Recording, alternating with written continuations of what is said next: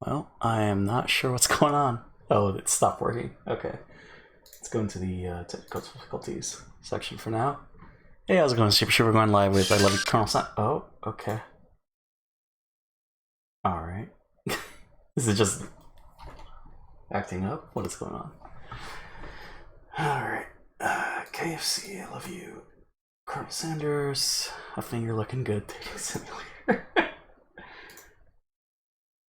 Let's go and...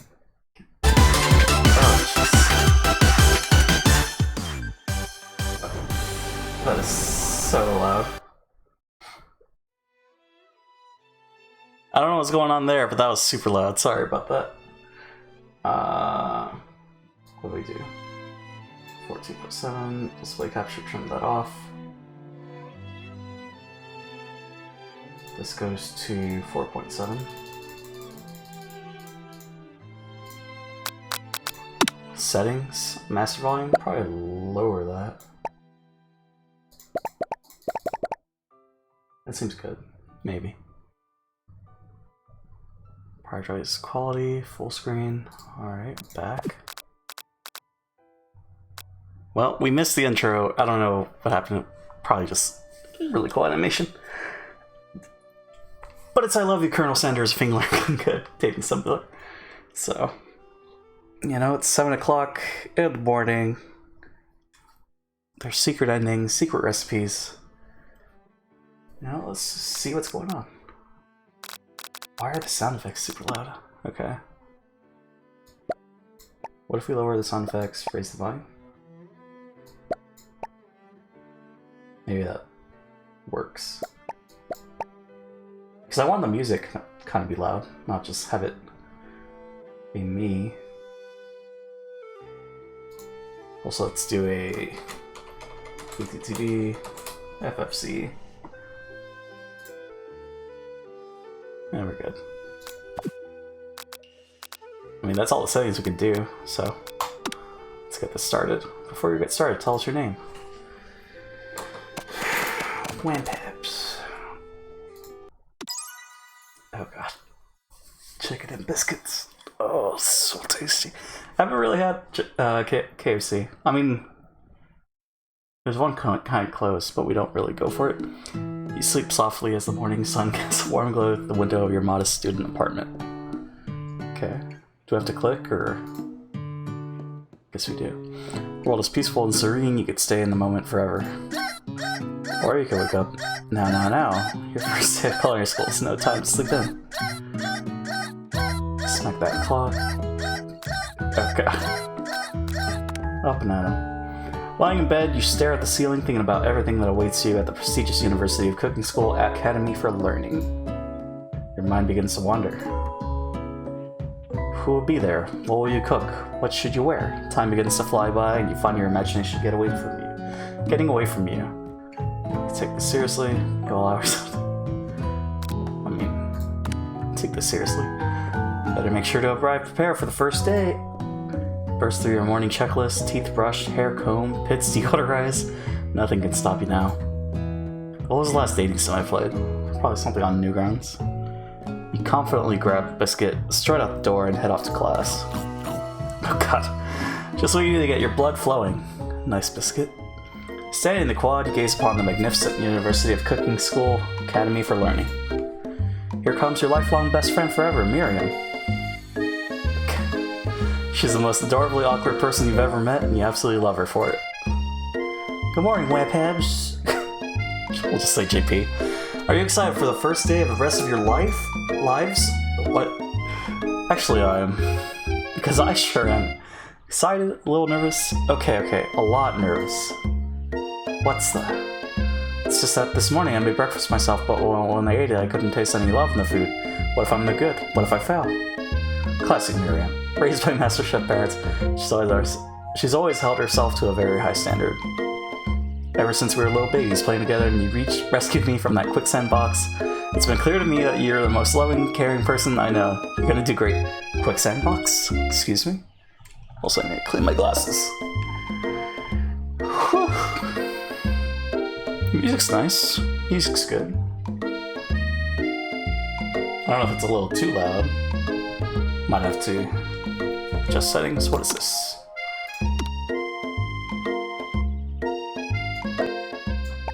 What about like that much? We'll try that. It's a shame there's only like audio scroll, but I guess they want you to go at your own pace, which is fine. But with the University of Cooking School, Academy for learning these famous 3-day only semesters, afraid of being left behind and never catching up. Sweet girl. Miriam has always had a flair for the dramatic. This summer she got so nervous about her first kiss that she chipped a tooth practicing on her neck. Wow. Should you pep talk her, or change the subject to give her some relief? Let's do some pep talk. Well, change the subject.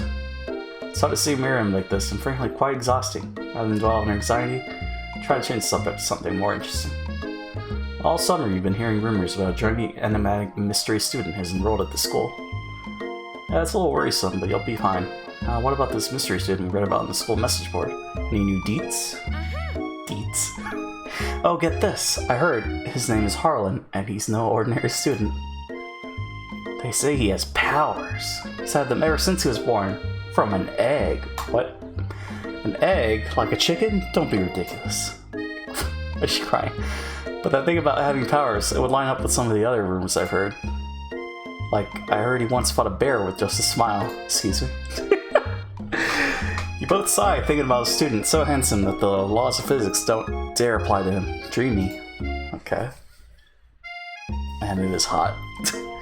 It's a hot Tuesday morning. Before you can get another word out, you're rudely interrupted. Someone smacks your books and custom grade measuring spoons out of your hands and onto the ground. Wait, I completely read that wrong. I'm cleaning my glasses. Okay. Maybe we read it right. Hey! Oh, there she is. The waifu. It's Ashley, your arch rival. She's totally evil, but you can't help but be filled with jealousy. She can get anything she wants, and she knows it. Hello, Ashley. Is it Ashley? I mean, it's... yeah, we'll go with Ashley. Oh, I didn't see you there, chicken shins. What? You leave JP's shins alone. They are perfectly normal shins. Ugh, you can't stand Ashley. Even her name is annoying. You know for a fact that it's actually Ashley, but she had to add extra letters to make herself feel better than everyone. Gotcha. If anyone here knows what perfect shins look like, it's us. We're not gonna let you or your really weird insults get to us. Across the quad, you see Ashley's best friend Van Van, the Man-Man. I've stopped to look at his own reflection in the mirror. His pants are so tight you can see him casually working out his glutes while he styles his hair. No lie, they're rockin' glutes. Okay. Van Van. You Ring? Oh god. He's a JoJo character. Totally. Jesus. You've never been sure what their arrangement is, but as long as you've known them, Ashley and Van Van have been just as close as you and Miriam, but substantially more devious. Can't believe the University of Cooking School Academy for Learning would ever allow people like you to attend as students. I know, right? You think they just hand us our diplomas now. Or maybe hire us on as professors. The amateurs could learn a lot from us. With the first day of school about to start, there's just no time to properly tell these two off, so you resist the urge. Let's go, Miriam. Psh, see you later, losers. Oh god, what? As you approach the door, you see a goofy-looking kid pushing hard against a window directly next to it. What is this? This is a sound effect. Oh. Pop. Oopsie. I think it's broken. Why is there a ghost coming out of his mouth? Reach forward and easily pull the door open. That should do the trick. I love you. Think you mean thank you. My name is Pop. I was named after my Pop. He's old. Okay. Could someone like this also be a student at the school? He must be one heck of a chef. Also, his name tag clearly says Bob, but I guess he's reading it upside down. Oh, he has no name tag. Hi, Pop. I'm JP, so are you gonna make me hold this door all day? Nope. And with that, the young man walks into the building ahead of you. Is it just me, or is he kind of cute? The kid? What? I think it's just you. You both shrug your shoulders before following him into the building. Stand at the edge of the room, unsure where to sit. Other students wander in, keep themselves busy chit-chatting. What is going on here? Chicken, triangle, angles. Who is this? It is 12:20. Alright. A scruffy-looking pooch takes his place at a podium at the front of class. Adorable. Okay. Oh god. Now, quiet down everyone. Sprinkles. Who is this unreasonably cute pup and why is he in our culinary class? Can't be sanitary. You must be Sprinkles, head instructor and CEO of UCS AL. Please, call me Professor Dog. I may be cute and fluffy, but I still demand respect, Wolf. Oh god. What? A cute dog is our professor? This is the best school ever.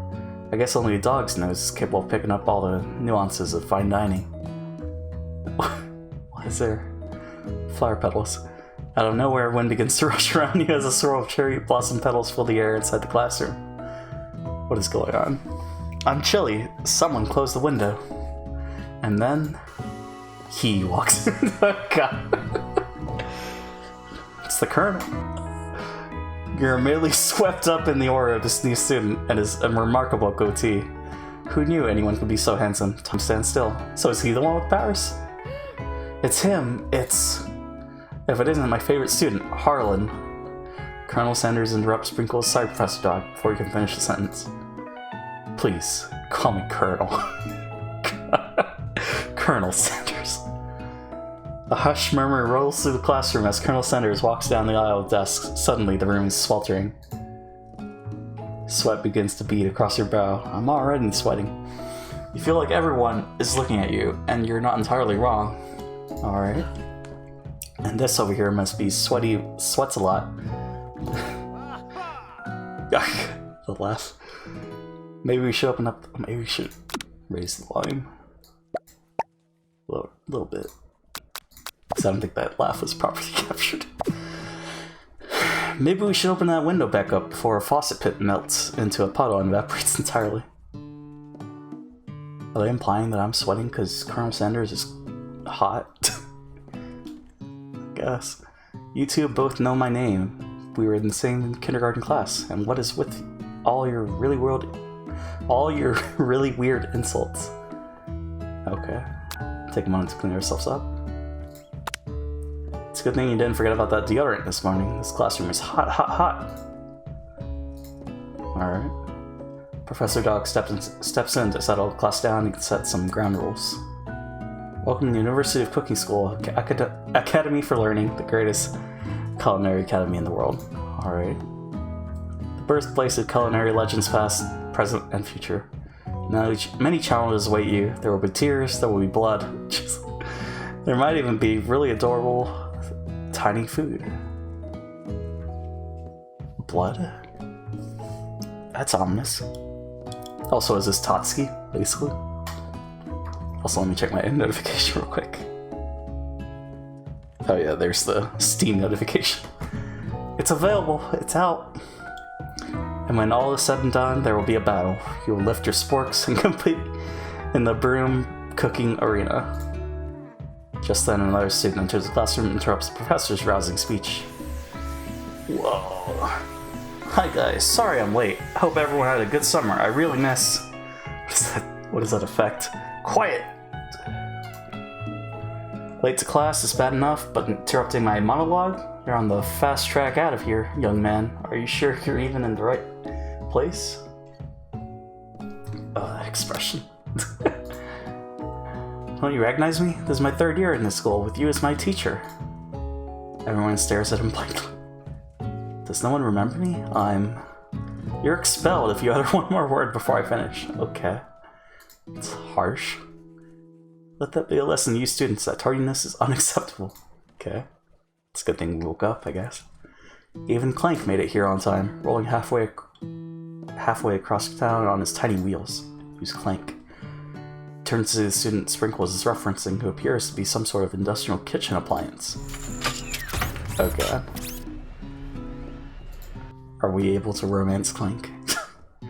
The class bursts into laughter. Okay. Oh, Clank, you rascal. Sprinkles walks in the classroom as everyone stands in silent obedience. When he gets to you, he lifts his nose into the air and takes a deep sniff. Your diet is lacking. Based on what I'm picking up here, you definitely need a multivitamin. You should be taking better care of yourself. Okay. Alright, Sprinkles. Never had a talking dog as a teacher before, but the Sprinkles' reputation for being smart but tough is well known. Decide to try and butter him up by giving him a treat from your pocket, but what kind? Well, chicken, right? You reach beneath your apron and return with the chicken snack in your hand. Sprinkles' eyes go wide as he locks onto it. Oh, his favorite. I knew it. Well, I think there might be some competition for new star student.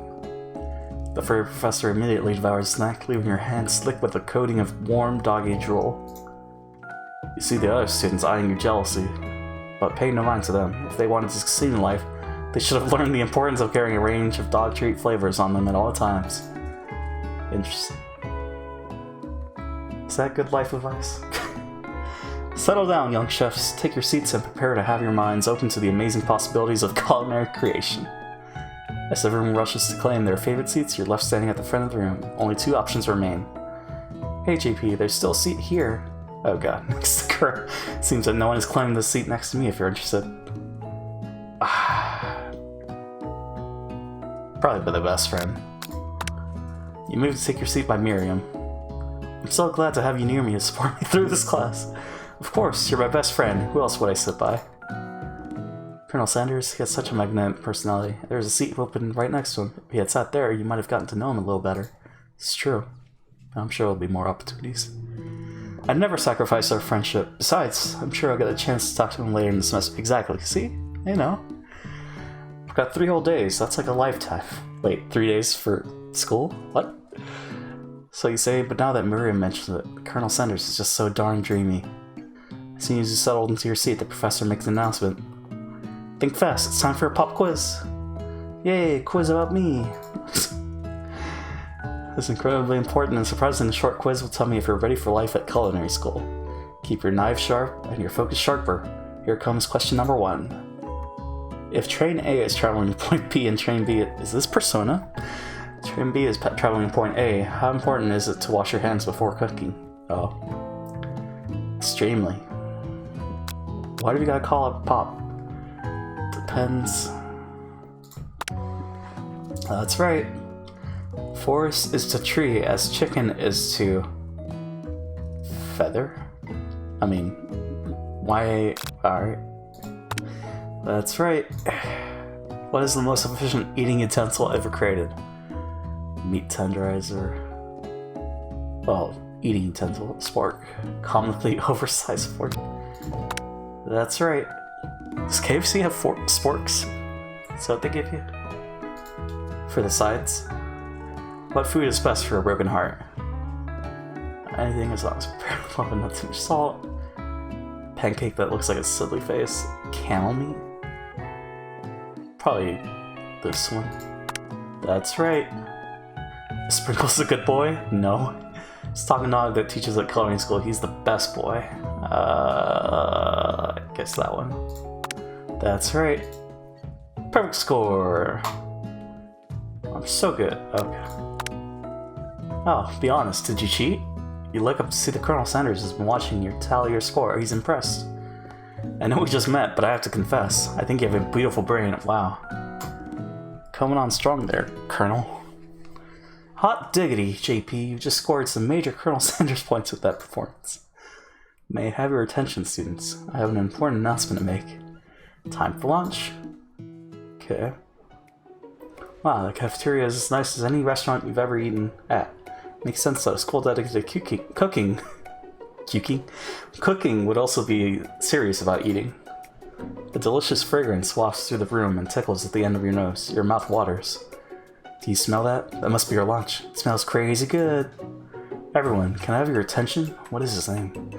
Is it about lunch? No, I just want to apologize for returning this. You see, I was... Howdy, folks. You see, like the secret villain. Howdy, folks. I'd like to make an announcement. Hey, I was... It's about lunch. Everyone cheers. Oh, God. But I... Shh. Lunch, lunch, lunch. She said shh. In honor of the new semester, I prepared something special to share with everyone for lunch. Ah. Uh-huh. That must be the smell I smelled. Indeed, that smell. You hold your breath, waiting to see what food this mysterious student has created. You've heard that he's very talented, but were the rumors true? Oh god. Is this? Colonel Sanders lifts a large bucket above his head. Its contents glimmer in the light. Piled high are huge pieces of chicken, breaded and fried to a crispy golden finish. The aroma envelops you, and you begin to feel warm and safe. Colonel Sanders has filled a bucket with chicken? What a novel concept. Your stomach begins to grumble as if to say, stop thinking and start eating. For years, I've been developing a secret recipe for the perfect fried chicken. By my calculation, nothing less than 11 herbs and spices are required to achieve the perfect balance of flavors. Alright. You look around and notice that every other student has a pen and paper and is scribbling notes as fast as they can. But that's all I'll say about that. What, you think you want your we want your super secret recipe? Dude. Pshaw. Nah, my dude. Nah. Jesus. Oh god. I'm just drafting a last will and testament in case one of those ingredients is a poison. Got him. Jesus. What is that expression? He looks around nervously to see if anyone else is laughing at his sick burn. He waits to see what Zinger Ashley has prepared to follow up, but she suddenly takes a different approach. Yeah, and I was just like writing on my diary. Dear diary, today I smelled something beautiful. I knew that moment that only the hands of a true gentleman could fry chicken so tender. You see her body language change from bitter and evil to sweet and innocent as she slides closer to Colonel Sanders. She realizes that he is destined for greatness and fame with cookie stills like this. She wants them all to herself. Alright? Oh, please. Well, Van the Man, if you don't want any, I'll take his. Alright, well, why am I interjecting? Whoa, hold on, I guess I'll try it. Takes one bite and his eyes grow wide. He starts contorting his face as he tries to hold in his pure exhilaration and act unimpressed. Is he foodgasming right now? His clothes are exploding from the chicken. Easy now, there is enough for everyone. Please, my fellow classmates, dig in. Wow. Man, the Colonel's such a nice guy. You take one of the pieces of fried chicken out of this bucket and sink your teeth into it. It's amazing! Tasting Colonel Sanders' food, oh god. Tasting Colonel Sanders' food transports you to another dimension. That good, huh? Oh god. Alone with your taste buds, gripping a drumstick in your hand, you float weightlessly. Focus your mind and meditate on this moment, try and identify every flavor, savor the moment and everything that it tells you about Colonel Sanders' culinary heart. Swim towards the light. Oh man. I feel like this helps us as far as like being a better chef, maybe? But I kinda wanna see what swim towards light does. Somewhere, up ahead, a bright light beckons you. The flavors are so intense you become wrapped up in them. Unable to resist, you reach towards the light. It grabs your hand and pulls you closer, closer, until your fingertip connects with the end of everything.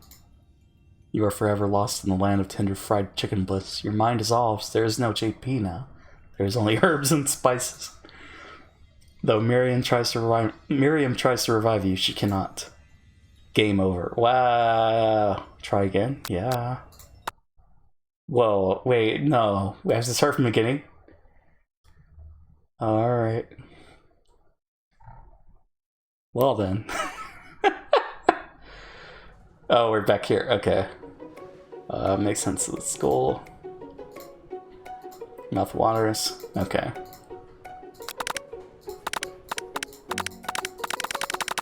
Why do we do that? Why don't we just click this way? Because that's less obnoxious.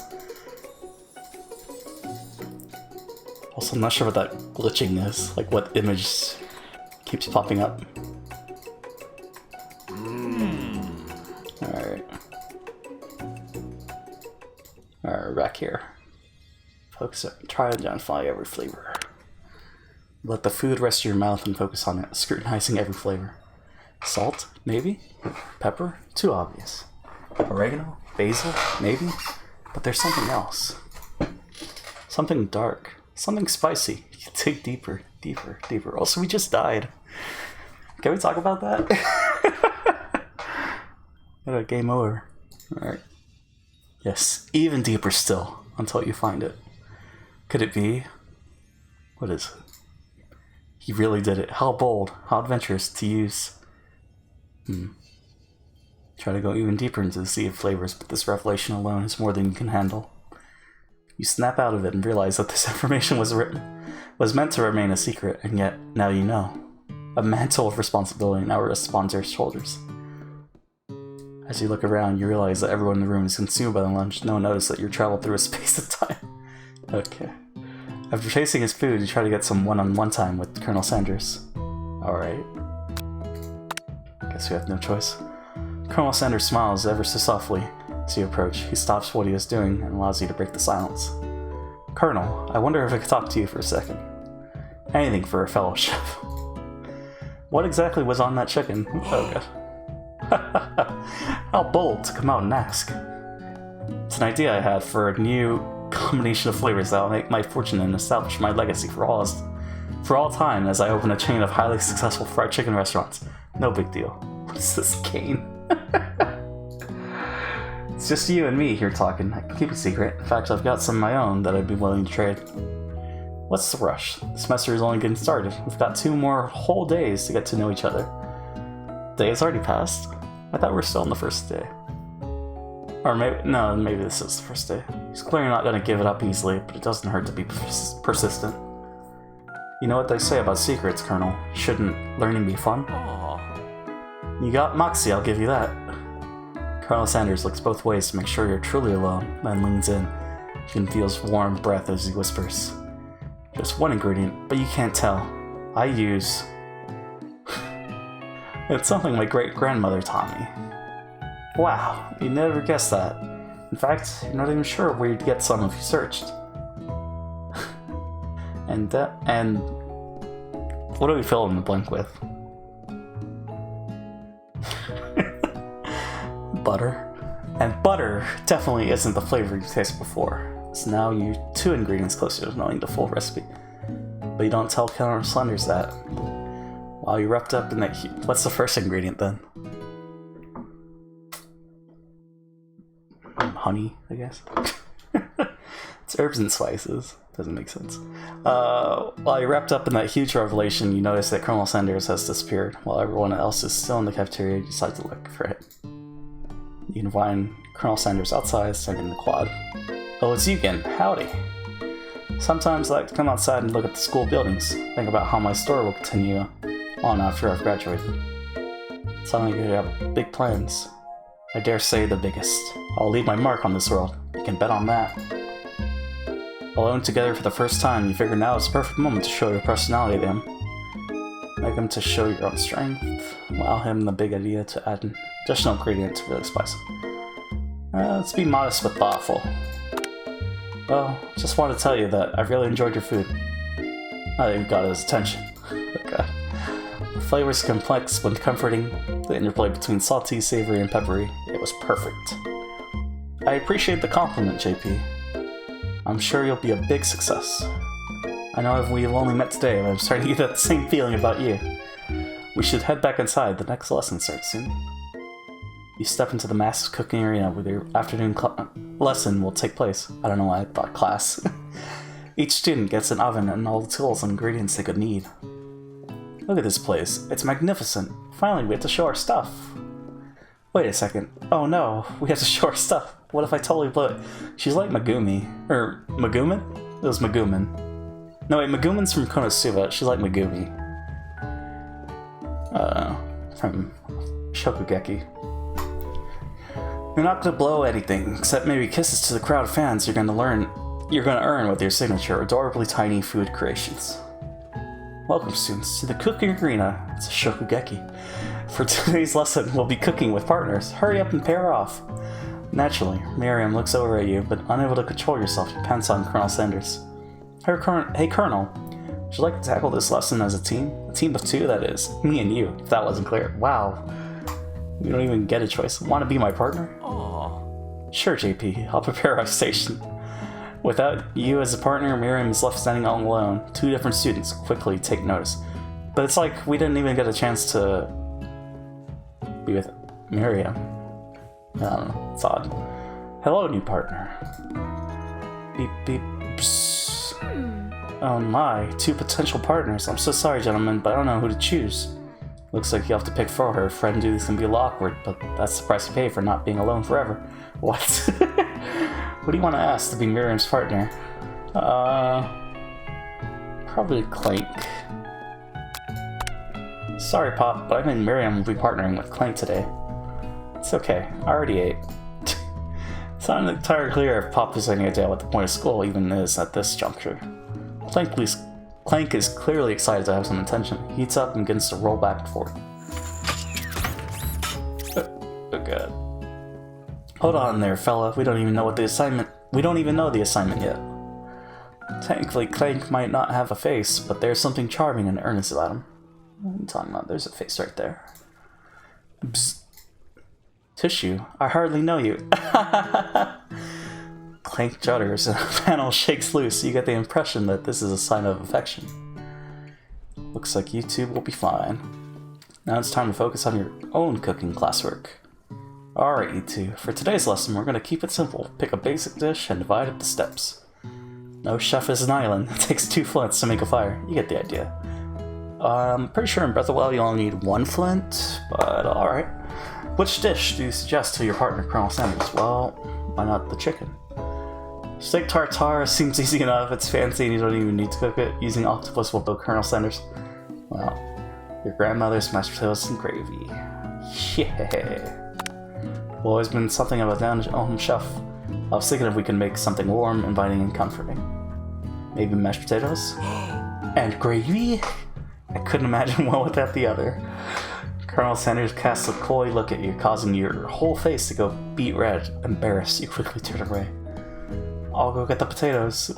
No, please, let me. Picking perfect produce is a passion of mine. Wow, Colonel. Looks like things are getting pretty fresh around here. Does someone have a crush on Colonel Sanders? We're just cooking partners. Mind your own business. We didn't really choose our... No, that's fine. Sanders' heart is my business. You better keep your fingers off of my man. Did someone call for me? Oh god, the music, what? No, jeez, Van, what is going on with the music? While I'm over here crushing JP's dreams, you're supposed to be taking care of our classwork. That was the deal, remember? Colonel Sanders returns, armful of peeled potatoes. He tosses them in boiling water. He turns attention to you and your old friends.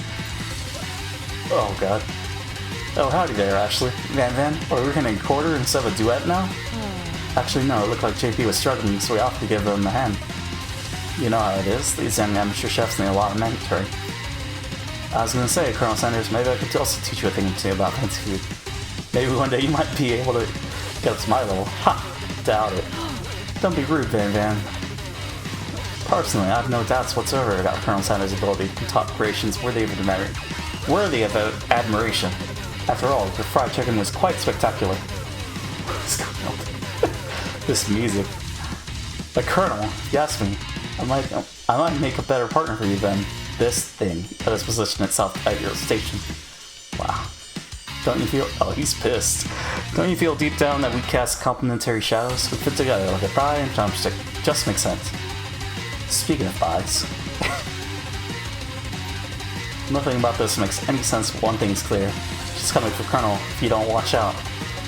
Ashley is really going at you hard. You can ask for some backup here before things get ugly. Turn to Miriam, your favorite bestie who always has her back. Is the choice between Miriam and the Colonel? Huh.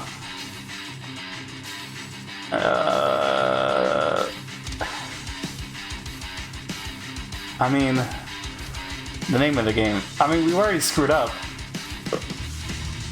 I think. Because we sat next to Miriam. I think we go with Miriam. turn to Miriam as soon as you find her. She senses it and looks back. This girlfriend's need Bragar is second to none. She immediately comes running over. Is somebody threatening my friend? I will destroy them! I actually think that Ashley and Van were just leaving me in dust vis-a-vis my skills as a chef perhaps. But stepping away from this competition, you are sorely mistaken. Miriam, you're a loyal friend, but JP is my partner for today's activity. You look for Sprinkles in hopes that he might step in, but he's never been found. Darn those cute corgis and their short but sturdy stature. You look down at your station and realize that in the tension of the moment, your hands have been clicking on autopilot. Wow, is that good?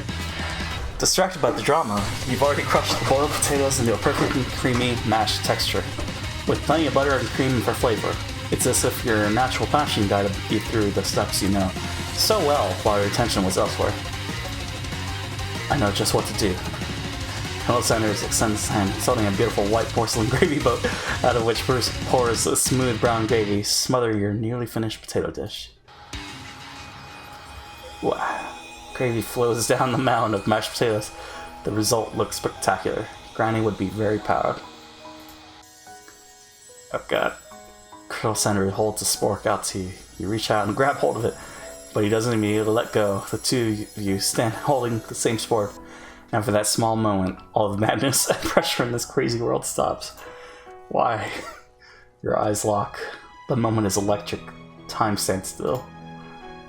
If you love something, set it free. What?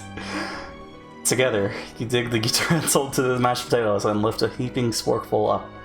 When you see Ashley with a sinister look, you know she's plotting against you to be with Colonel Sanders. I don't want to... And then, filled with rage, and without thinking, you fling the sporkful of mashed potatoes right into Ashley's stupid, beautiful face. No! Why do we do that? Van, do something, do something! Scooping up with a fingerful, Van tastes the dripping mashed potatoes and gravy and realizes that it's delicious. Horrified by this revelation, he slinks away. Will we ever be able to cook something with so much love and integrity? Oh god. Hold on right there, JP. We do not waste food in the broom cooking arena.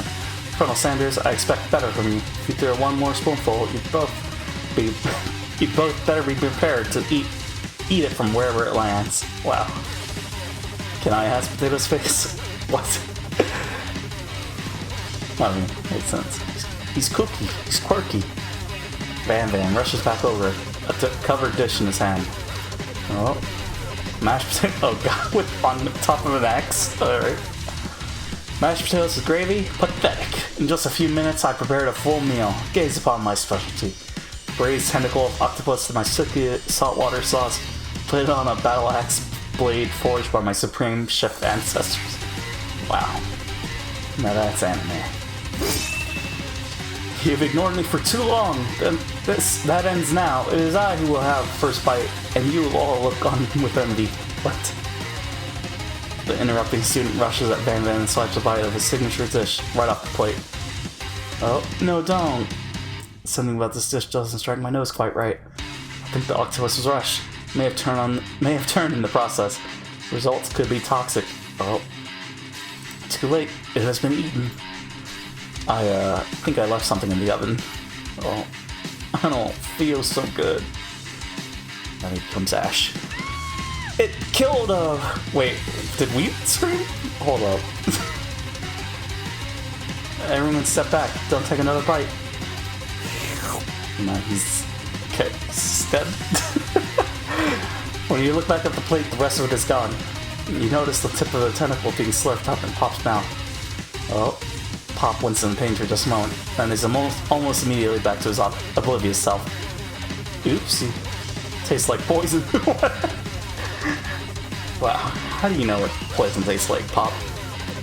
The entire class is gathered to watch Pop's final moments. Shock has frozen the whole crowd. They're as motionless as statues.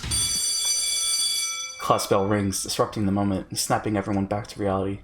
It would appear that Pop's enthusiasm for trying new things, despite obvious danger, has inoculated him against poisons of all kinds. Wow.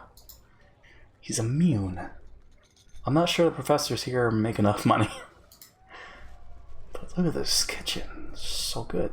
Ghost student. Hello? I just heard a ghost over here. Seeing that you're shaken up by that really annoying student and all his nonsense, Colonel Sanders approaches you. I'm sorry you had to go through that. Please let me walk you home. Wow, Colonel. Stop. What, like for real? Oh, come on. You follow Colonel Sanders out of the room. At night, the school building has taken on another vibe entirely. It's dark, and more than a little spooky. Wow. Colonel Sanders stands in the quad's neon glow and speaks softly. Those mashed potatoes you made in class today. Before you gone, I want you to know, they're not a great representation of my skills. I didn't even realize I was making them. Oh, that was me talking. I thought this, Colonel. They were amazing. Tasting them, it reminded me of why I became so passionate about food to begin with. Colonel Sanders is getting choked up. Cooking is obviously important to him, in a way that you find inspiring. Wow. Now might be the perfect time to tell him you're developing feelings for him. What? Colonel Sanders. Yes, JP? There's something I need to tell you. Hold it right there. There's something I need to tell you first. Oh, jeez. You see, when I was just a boy, I had a dream that one day I would be the greatest chef the world has ever seen. And every day since, I've been working toward that dream. I, Giorno, have a dream. I've been working day and night, never stopping, never resting. Also, lifting a lot of weights. Like so many weights. Alright. We should follow our dreams with all of our hearts, that our souls may grant them like wishes floating on a shooting star. Hey, no, you. Shut up. I'm the one here to say inspirational stuff and be the star of the story. Alright, Van. Are you forgetting that your cooking literally killed a guy? You can't prove that. I also saw you kill that guy. What was his name? Somewhere in the distance you hear a long, sad sigh. He's just dead. Forget him. We're talking about me. Me. I'm the hero. What? The spork monster is here to fight a hero. What? Okay. I think I left the fridge door open. Later, nerds. How dare you threaten me just as I was letting down my guard, connecting with another chef on an emotional level. Be afraid, be very afraid of me, because I'm a monster, see? Is he rhyming on purpose, or is that just a coincidence? But before you can discuss syntax any further, it's a turn-based fight sequence. Wow. What will you do? Defend? You decided to defend. Which defense will you choose? Trepidation? Alright. You close your eyes tight, but then open one just enough to squint and see the sport monster across the battlefield. For some reason, this makes you feel more prepared for what comes next. The sport monster goes on the attack. They spit hot gravy at you. You take 1 damage. Fat lot of good that defense did. Huh. But how much HP, I guess, with attack? Self-defense now. You decide to go in the attack. Cook with Love. Cook with Love does 1 damage. Spork Monster won't forget this. Spork Monster focuses their meshed mind and draws in energy from Mother Earth itself. What? They grow larger and more intimidating. How will you respond? Well, I feel like you should defend against this, right? Decide to defend. Which defense will you use? Buff up?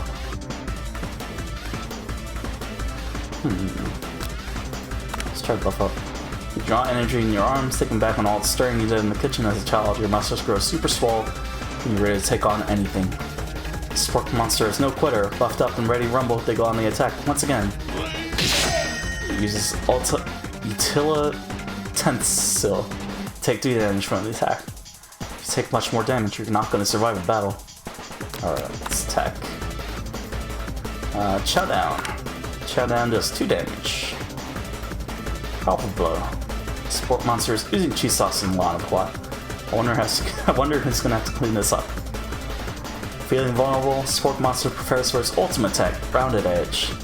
Vile villain, your reign of terror stops here. Alright, Colonel. Colonel Sanders summons the energy of 1,000 chickens. Okay. What popped up on screen? Pot Pie Power Pinch. What? Pot Pie Power Pinch does 10 damage. Sport monster is defeated. You saved me. An injured sport monster spews steam to the night. Spare the wretched beast. Spare. Managed to tamp down your disgust at the sight of this gnarly beast long enough to realize that he's still a living creature with a pure soul who deserves your pity, not your wrath. Be gone, beast, and don't you dare come back for a follow-up encounter tomorrow. I won't forget this, and I certainly won't be back, like you said. The sport monster scuttles off into the night. The defeated monster left behind a special item. It appears at first to be a cookbook, but upon closer inspection, it's so much more. What? It's a book of magic spells with a golden chicken on the cover. You open the cover and find a library card tucked inside. The last name to assign it out is Borko. Borko. That name sounds strangely familiar. Your blood is pumping as you stand in the quiet of the night, holding the mysterious book in your hands. As you come down from your battle buzz, you realize that your final attack has left you completely depleted. The world around you begins to fade away. Without inner energy to keep your eyes open, darkness overtakes you. Oh god, did he take us home? The image of Colonel Sanders flashes before your eyes as you fall asleep. He must have helped you get home in your tired state. You don't know if you could have made it without him. What a guy. You want to thank him, but you don't have the strength to utter a single word. You feel your covers being pulled up over you as you are tucked in tightly. Good night, my Colonel. God. In your dream, you're together with Colonel Sanders. For some reason, Sprinkles is also there, instructing your love. Dreams are weird. Oh. Well, there's everybody. You wake on day 2 and attempt to process the wild visions you had. Were they memories or premonitions? You lie in bed and stare at the ceiling, thinking about the secret you discovered, while tasting Colonel Sanders' cooking yesterday. You can't believe he really used... Yeah, we don't know. And then there was that secret ingredient that Colonel Sanders went ahead and told you outright. Not much of a secret, huh? It's probably just because he already trusts you so much. Sure, that makes sense. We'll go with that. You meet up with your bestie in front of the school. Before you can tell her about the encounter with the sport monster, she launches into a story of her own. Okay, I know this might sound a little strange, but I think I might be, I think I might like Clink. Okay. Like him? Like? I know, it sounds like it's moving too fast, but there's something about him, like him. Like him. We got to talking after class, and he's actually a totally sweet guy. Not only that, but he's really smart. He told me all kinds of stories about Colonel Sanders. Okay. Did you know that Colonel Sanders was the most popular kid in his high school? No, but that does make complete sense. Yeah, but he was so popular that he was voted prom king at a school he didn't even go to, and was also the convertible that he himself rode in at the front of the homecoming parade. What? Karjitsu? I'm thinking maybe something got lost in pressure cooker language translation there. Either way, maybe it'd be best if you took it slow with this new boy, like I am with Colonel Sanders. You and Colonel Sanders? The coolest guy at school? The most famous student to ever attend University of Cooking School? Academy for Learning? You're a thing now? We definitely connected yesterday. I don't know about that. I mean... Sure you did. You're great. Why wouldn't you be into it, I guess? Don't be jealous. Laughing at the implication that you and Colonel Sanders might be a thing is definitely not cool. You are great. You have an idea about how to prove that your love is real. Wow, this is moving way too fast. Well, if he's not into me, why did he tell me one of his secret ingredients? However, you don't tell her that you know a second ingredient too, which you discovered on your own. Your bestie's eyes light up. A secret ingredient? Yeah, I just said that. A secret ingredient. Is there a dramatic echo in here? Wow. Miriam checks to make sure you're alone before continuing. So this summer, while I was on vacation with my family, a lovely man approached me in the botanical garden where I was wandering. This can't be good. He told me all about his passion for spices, secret spices. The man even gave me some to show me what he meant. He said it was a powder created from super duper rare dried flower petals, and that if I did him a big favor, I could have some of my own. Please, Miriam, don't tell me. So I filled my suitcase with them and brought them home.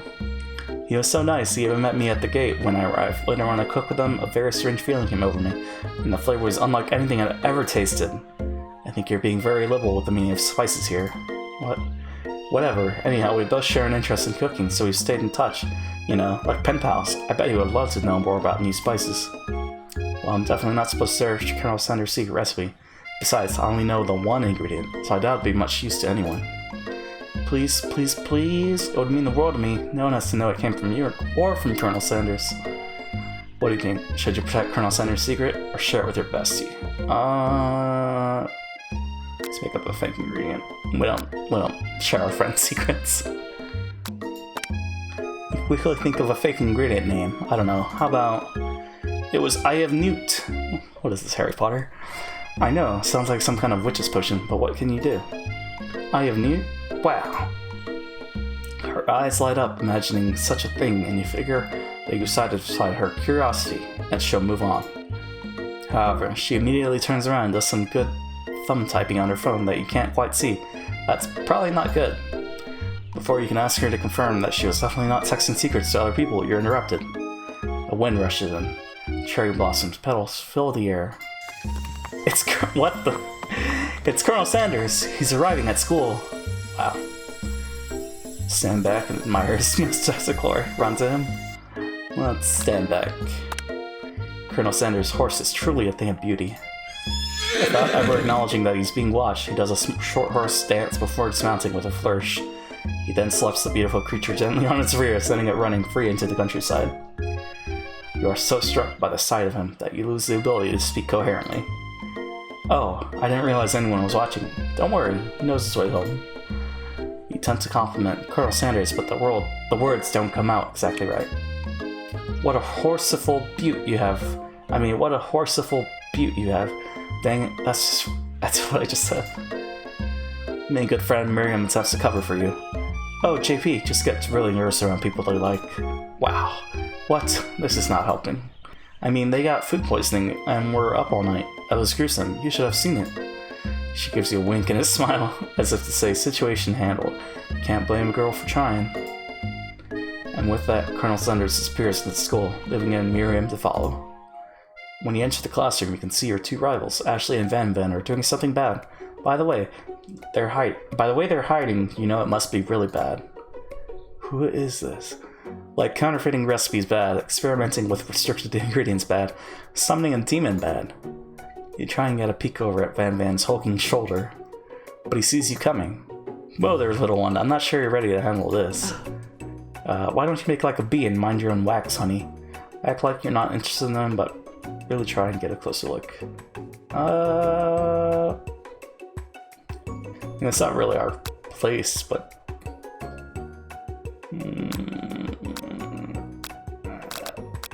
This is like aggressive. But I don't really want to get a closer look, I want to mind the space. Alright. You immediately adjust the rivals down for their immature behavior. Culinary school is to be respected. This kind of nonsense is a waste of everyone's time. Now you've upset them. Damn. Oh, and you're the emperor of cooking, are you? You make the rules? I'm not sure you know a good meal if it ate you. Being the best chef in the world takes more than just culinary skills. It takes creativity. It takes panache. And it doesn't hurt to use a little evil. Wow. You finally get a look at what it was they were hiding, and you instantly recognize it. It's a book, just like the one you found after your encounter with the spook monster. That's the same book that I found last night in the quad. Ashley immediately elbows Van Van, who hides the book behind his back. I don't know what you're talking about. The book is a family heirloom and its contents are secret. Okay. So she's behind the sport monster? You notice that they haven't just been studying the book. They've got Pop pinned to the wall and they're tossing potato skins at him as he tries to catch them in his mouth. We're playing. Before you can dig in any further, you're interrupted by the arrival of more students. It's almost time for class. Beep beep. Clank must be running late. He's in such a hurry that he rolls right over Van Van's meaty foot. Wow. Hey, watch it, you bucket bolts. You watch how you talk to him. He didn't do it. You watch how you talk to him. He didn't do anything. Bzz, womp. Who do you think you're talking to? I've never heard such language, not even from a stand mixer. Huh. Womp womp. No, your mother was a stand mixer. Worms. Van Van jumps to attack Clank, but Clank shocks Van Van, sending him flying across the room. Wow. Protect me, Colonel Sanders. These crazy men are about to come to blows. I think it must be over me, but I'm not interested in either of them. Ashley's tone has completely changed in an instant. She bats her eyelashes at Colonel Sanders. Surely you must know that this is a ruse, right? It's pointing that finger. Gentlemen, get a hold of yourselves. Save it for the arena at least. Or don't. Honestly, what do I care? I've got lofty career aspirations to focus on. Alright. Maybe I can help you with your business plan. Just then, Sprinkles arrives to signal the true start of the class day. He's panting, which doesn't seem that abnormal. He's a professor, but he's also a dog. Alright. Students, please take your seats. I apologize for my late arrival. I spent the morning chasing a car all around town. My tiny legs are very, very tired. Aww. But I'm here now, and I hope you're ready to learn. Rub his furry dog belly. He loves it. After he catches his breath, Sprinkles regains control of the classroom. Without further ado, we'll review the global history of my favorite fowl, the chicken. Okay. You want to pay attention to the lesson. Truly you do. Which is why in 1776, at the signing of the Declaration of Independence, it was a chicken who first signed their name. Excuse me? But you can't help but daydream about Colonel Sanders, and you missed most of the important parts. Okay. When you come to, Sprinkles is holding a tray of food in front of you. Well, JP, naturally this appears to you to be a sample platter. Which item do you want to sample? Glass of water? What? Shimmering pepper? A dog biscuit. Probably shimmering pepper. Brightly colored pepper stands out from the other items. It sparkles in the most eye-catching way, so naturally you reach out and grab it and eat it right away. However, your body is not prepared for the heat. The pepper has triggered an intense spice hallucination. It feels like forever as you trip through the universe. My friend, oh, this guy again? I'm here to give you an important message. Oh, you must avenge my death and fulfill your destiny. But it was Van Van. All you must do is... I was saying to fulfill your destiny, all you must do is... Sorry, I think I've still got some spice stuck in my throat. It's fine, I'll work through... Cough. To fulfill... Cough. Wow, we're being really rude. The prophecy... Cough, cough. You must... You feel yourself begin to regain consciousness. Oh man. You come to and find everyone is staring at you. That pepper was the last of its kind on Earth. Now it's gone forever. Why'd you put it... You think to yourself, geez, I should pay better attention. Well, make mistakes, I'm sure I'll forgive you. Someday? Come on, it's time for lunch. Before anyone can relax, the cafeteria lights dim, and your rivals enter to make a dramatic announcement. Today's lunch will be prepared via timed competitive cook-off. Okay. The level of theatrics with these two is off the charts. Demand that they step up and tell them you're on. Yeah, it's a cooking school. Might as well. Bit of lunchtime competition, eh? Count me in. If I have to wipe the tables with you fools before I set my lunch down on it, then so be it. I'm not the fool, you're the fool, fool. Good one, Van Van. I like your gumption, JP. I'll be watching your performance. Just as things reach a boiling point, Sprinkle steps in. Surely he'll put a stop to this madness. Now, students, please settle down. This is a lunchroom, not a sporting court. Finally, a little sense. You breathe a sigh of relief. At least not until we turn on the timer. Oh god. Just then a huge light blasts you in the face, flashing the words, "Timer ready." That's what I'm talking about. Aroo! I stand corrected. The hard way builds solidly a foundation of confidence that cannot be swept away.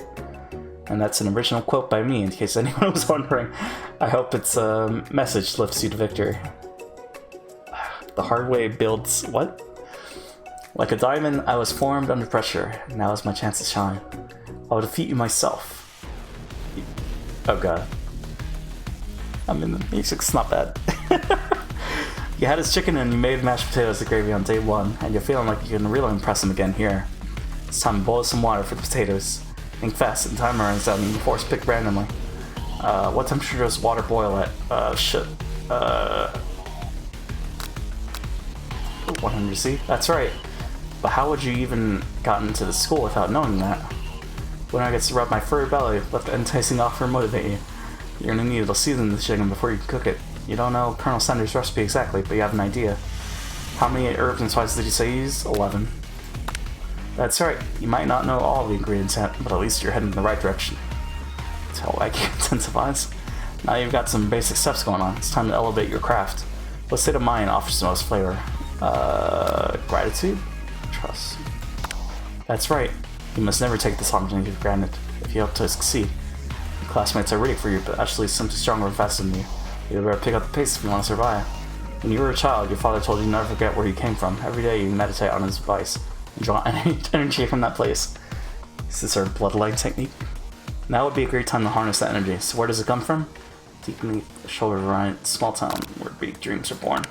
That's right, this is your shot, and you're not gonna miss it. Aroo! You try to shut out the noise of the arena and focus on your cooking. What is the sound of success? Sizzling. That's wrong? Okay. Don't make me get the spray bottle. Next question. You notice Colonel Sanders out of the corner of your eye. I believe in you, JP. It's actually cheering you on. Which would be awesome, except knowing he's watching you makes you wholly forget what you're doing. All you can think about is Colonel Sanders. How many spoonfuls of gravy would it take traditional, shit. What are you thinking? Get your mind back into the competition. You were stranded on a desert island with only one dessert cookbook, which you would take. What a honk. Oh god. I know, right? You know what? Shouldn't we focus on the challenge? You're falling behind. Sorry, question, what does that have to do with crafting spec? Okay, well now we're just failing on purpose. Delicate baked biscuit. Woof, woof. You're really struggling to keep up. At the next station over, Ashley has already begun plating the elements of her dish. It's colorful and complex.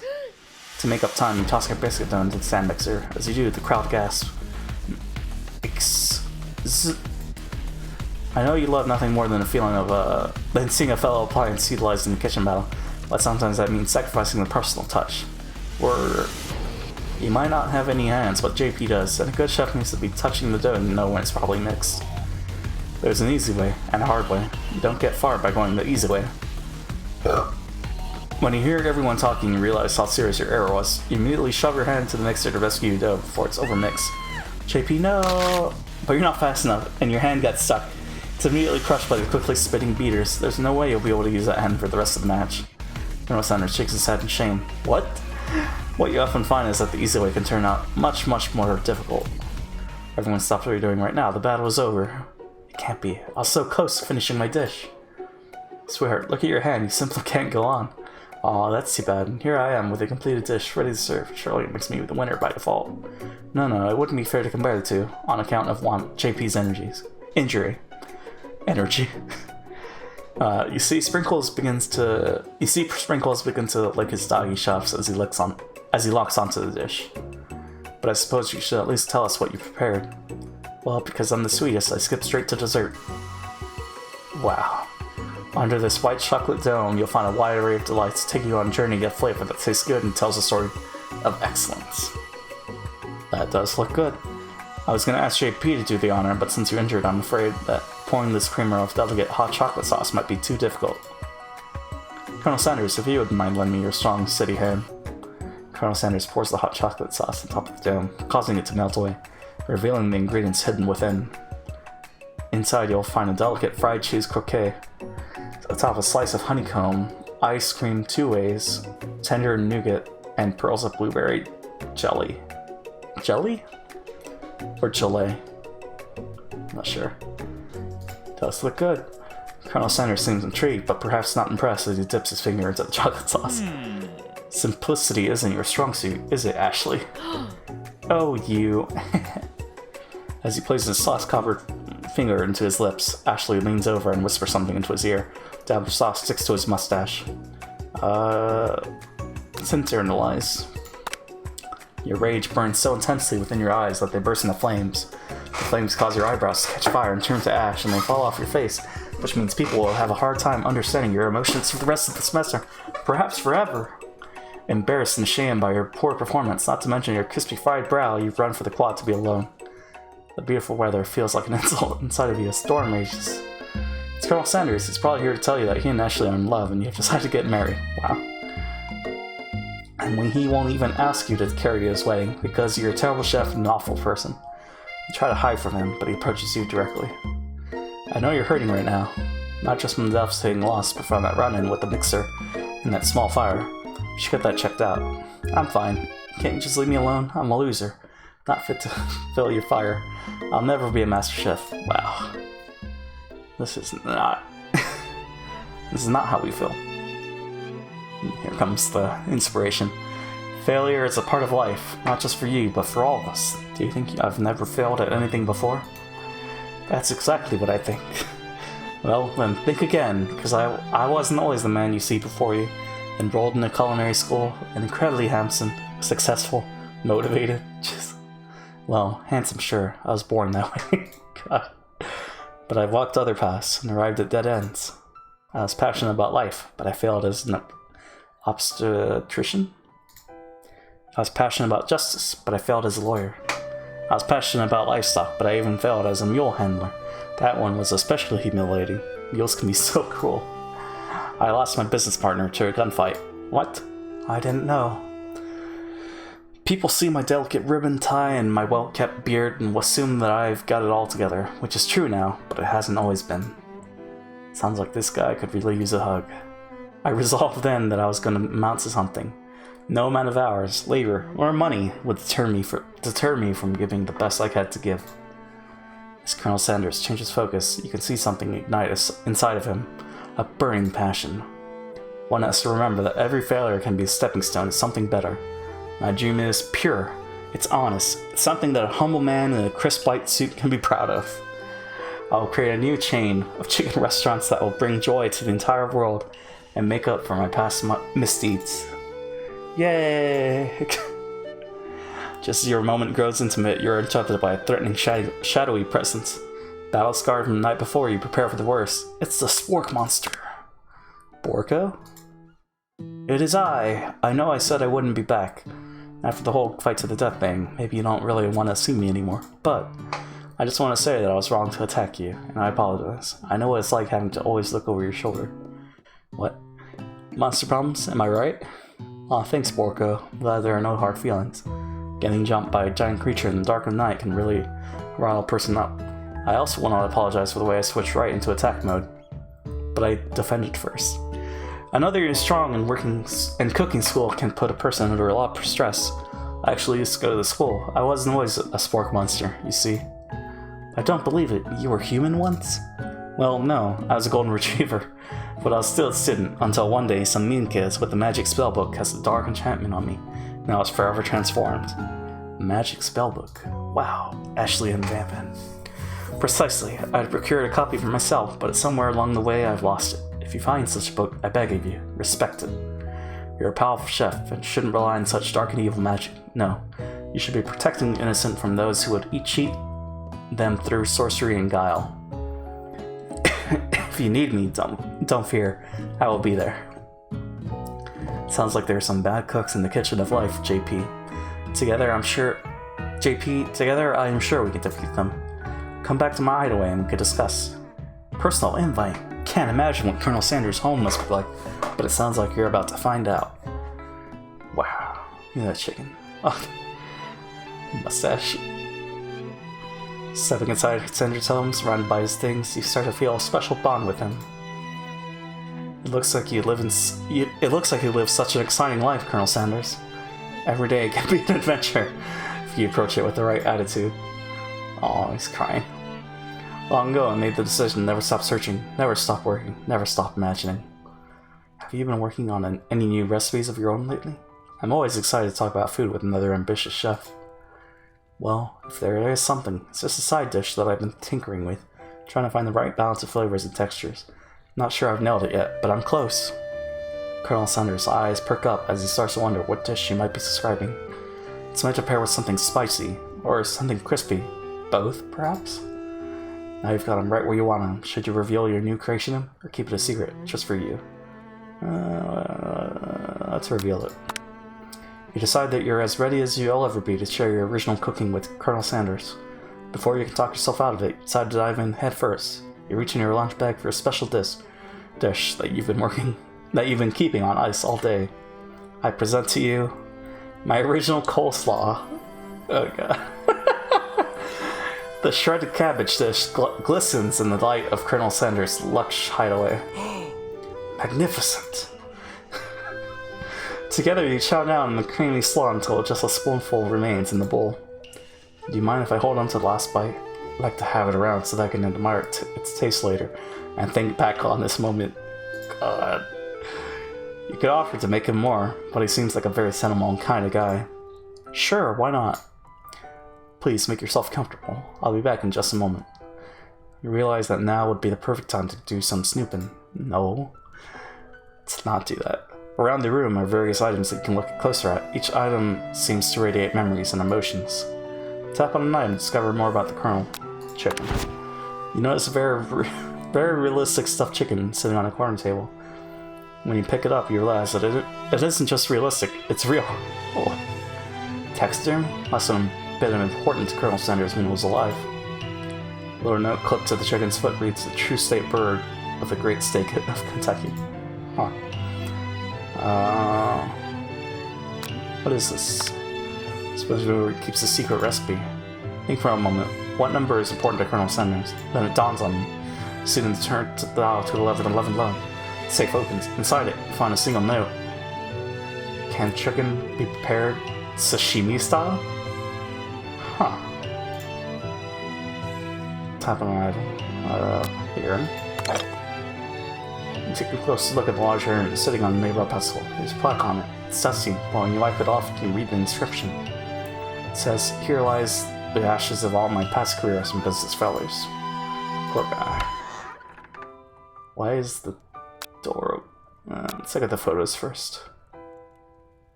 I'm almost tempted to go there first, though. Because it just opened up. Adorable little baby boy crawls across the floor from the goatee and mustache combo he sports. You figure that this must be Colonel Sanders himself. That, or maybe it's the jumpstick that he seems to be waving like a rattle. Who frames a baby picture of just themselves? Probably the same type of person who would make their own face the logo of the company they founded, am I right? About a camel. Photo appears to be Colonel Sanders, except he's an old man visiting the pyramids of Egypt. Maybe this is where he discovered one of his secret herbs and spices. Listen. One of the framed photos shows an old man who looks a bit like Colonel Sanders standing with a friend. They hold fried chicken and drumsticks and appears to be cheersing them. You look closely and see that there's a short inscription. I wonder who my friend Pete is. What about the drink? Scented candle. Scented candle, we pick it up and try to identify the smell. Power tool? Freshly starched collar? Piece of wood floating in light? Summer of '69? No, it's one of the secret recipe ingredients. It's... Huh. Lock of silver hair is woven through the teeth of the comb. Upon further inspection, you realize that the hair therein isn't just silver in coloring. It's actually made of spun silver. Wow. What about the ocean? Gaze out the window across the vast lake and mountain range beyond. Just then, the ghost of student pops up. What? Are you thinking about heading out into the world in a quest to avenge my death?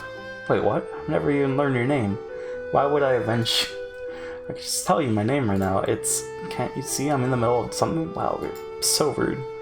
You open the window a crack, and the ghost of a student is swept out to the breeze. Well, I guess now we have to go here?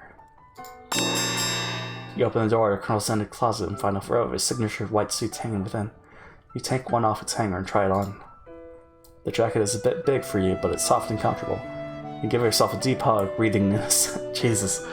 They say that home is where the heart is. Is this what they meant? Before you can look any further, you hear Colonel Sanders returning. He has a new dish that he's been working on, and he wants you to taste it. Try to act casual until he asks you why you're wearing his jacket. I don't usually loan this out, but I must say it does look good on you. Wow. Oh crap, the jacket. You decide to take it off. You forgot to take it off. Tell him you're cold. I'm so sorry, I didn't mean to intrude. I just got a little cold and thought this might warm me up. Colonel Sanders smiles and scoots close to the fireplace. It's warm by the fire. Why don't you come a little closer? Jesus. Suddenly, everything feels like it's moving too fast. final exams are tomorrow, and you should be thinking about what you're gonna cook. I should be home studying. Overwhelmed, you take off the jacket and run for the door. But the thought of leaving Colonel in the midst of such an emotional breakthrough gives you pause. You stop yourself. Colonel? Yes, JP? I honestly think this may be the beginning of something wonderful. I think you're right. We should take things slow. Jesus. You talk late into the night and drift off into slumber. Dream sequence? Alright. There was a couple characters I didn't recognize. But maybe we'll see them. You awake to a beautiful morning in Colonel Sanders' hideaway. Wow, we spent the night. Okay. Did you make the right decision on how to respond to Colonel Sanders? Only time will truly tell. Today is a day that could change the rest of your life. Well, we opened the safe, so you shouldn't. You think about the new secret ingredient that you just learned about.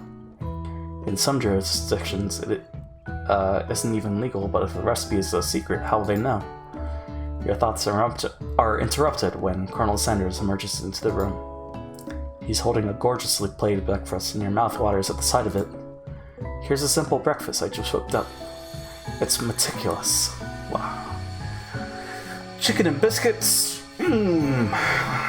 Seems good. You taste Colonel Sanders' food and takes you on a journey. When you return, he's waiting to ask you an important question.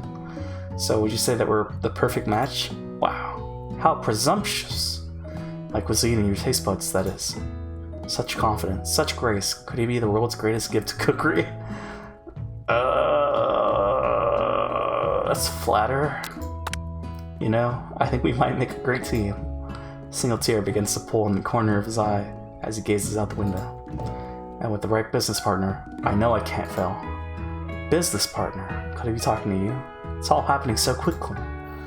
Overcome with emotion and confused by your feelings, you're on the verge of tears, unable to speak. The only answer you can find is to run out the door and get home. There's still one more day of school after all. University of Cooking School Academy for Learning waits for no one. You get home to find something very surprising. Your best friends are waiting for you. Where have you been? Because I had one heck of a night. I've been desperate to talk to you about it, but I couldn't find you. I got worried that something had happened to you. Did she have a key to her house? What happened? It's okay, I was just... But now that it turns out you're fine, I can finally get you up to speed on the saga of Miriam. Sure, but you will not believe what happened to me after school yesterday. I went on a date. Wow, I think I can believe that. Since I've been partnered up with Clink, he asked me to go out with him. Of course, I told him, you'd better keep your dial stern and polite and respectful. I'm not that kind of girl. But he was just interested in spending some one-on-one time together and getting to know me. So I said, yeah, sure, I can get to know a little metallic guy. Long story short, he took me skydiving with his friends. What? But things quickly spiraled out of control. Did she just say skydiving? As if that's a typical first date to go on with a talking pressure cooker. Right? And now I'm not really sure where we stand. You don't give Miriam time to tell her whole story, however. Bottling up the details of your own night is just too much to bear. And I went on a date too, back to Colonel Sanders' house, where I spent the night with him. Wow. You what? Nothing happened, but the emotional connection. Wowzers. Miriam offers to support you no matter what you do. Okay. Together with your bestie, you feel like you can do anything. When you arrive at school, you encounter your rivals in the quad. You can tell from a distance that they're picking on Pop, though he himself might not quite grasp that fact. Because, you know, he's Pop. He's Bob. What's a swirly? It sounds delicious. Oh, it's great. I'll order you up one right away. I'll have my swirly with sprinkles, please. Sprinkles is a dog. And a treat. You can get your swirly dip, too. Why don't you pick on someone your own size? Because I'm literally the biggest person at the school. There's that horse that Colonel Sanders rides to school. But who would dare pick on such a gentle and beautiful creature? You've got some nerve, JP, suggesting I pick on a defenseless horse. Now you're twisting my words. I won't have it. You clench your fist, but the injury from yesterday's mixer accident makes you wince with pain. Doesn't look like I can go on and cooking like that. Might as well just give up. I'll never give up. Ever. Colonel Sanders arrived just as it appears things are close to a boiling... Just as it appears things are close to boiling over. A naturally intuitive person, he senses that something has been going on.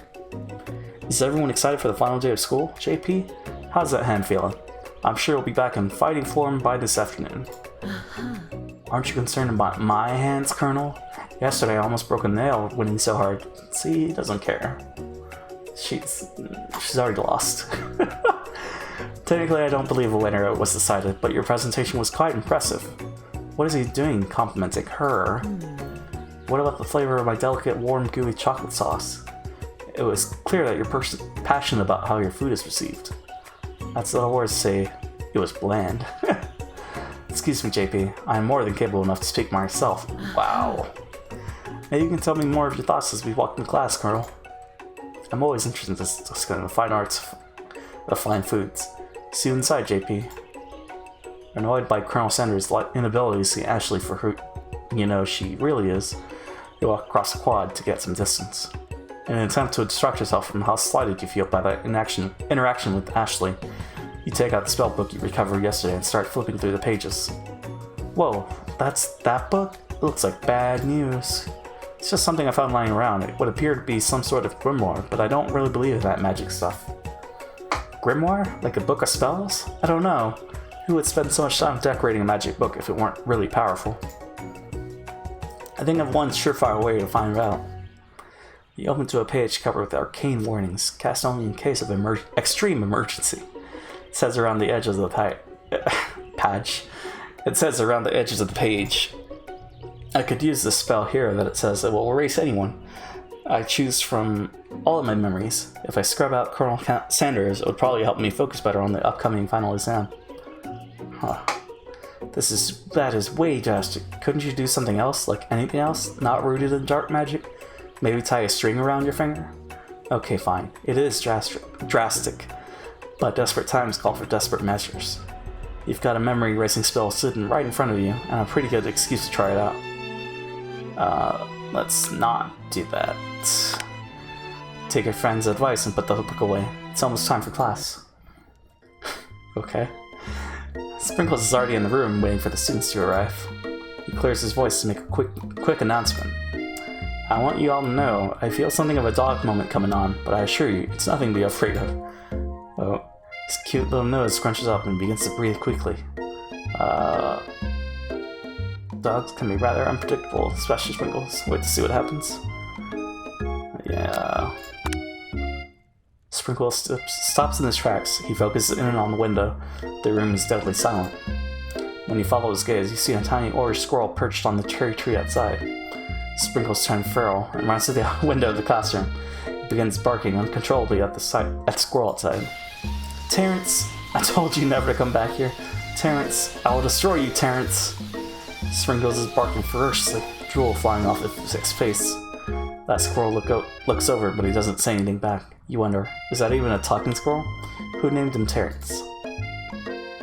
You better not show your chubby cheeks around here ever again. After Sprinkles is satisfied that his presence has been felt by not only Terrence, but any other squirrel in the hearing distance, he returns to his professional tone. I apologize for the outburst. This actually brings up an important point. Thank you, JP, for reminding me to dole out the indispensable bit of wisdom, you see. But before you can go any further, Miriam's love drama spills over into the class. Sprinkles is interrupted by whirs and sparks coming from the back of the room. I told you to save it for after class. Oh. You think I want to be thrown from a plane strapped to a stranger? Miriam and Clank appear to be arguing, but you still haven't learned to speak Clank's language of mechanical noises. Work. But no, you have to show off your cool kid friends Jeff and Joan, J&J, forever. Watch us form a triangle in midair as we descend. Triangles are the strongest shape, don't you know? Yeah, well, that doesn't make it a great date. I'm done with sound effects. Then take Jeff and Joan with you. You can all hold hands as you pedal down the mountain or off a cliff for all I care. Sad beep. Clank begins to shudder. Steam pours out of the gaps in his panels, and then a loud ding stops him in his tracks. Oh god. No amount of seasoning is gonna make me want to eat that, Clank. Clank burps out a completely deep-fried sneaker, considering that he himself has feels, not feet. It's not entirely clear where it came from. That's a super loud noise. In terms of deep-fried footwear, I guess it looks okay.